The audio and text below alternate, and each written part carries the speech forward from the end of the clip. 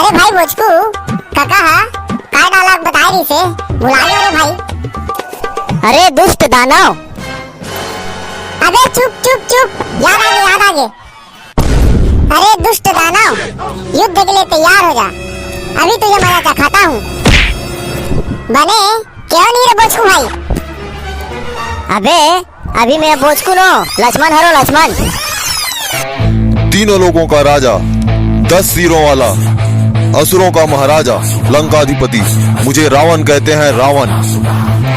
औ हम अल्लाह राम और लक्ष्मण का देना रे भाई। हाओ हाओ।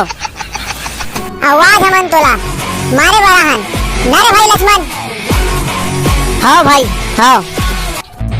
अरे राम सुन, रावण को मारने के लिए समंदर पार करना पड़ता है और उसी रावण को मारने के लिए बड़ा जिगर होना भी चाहिए।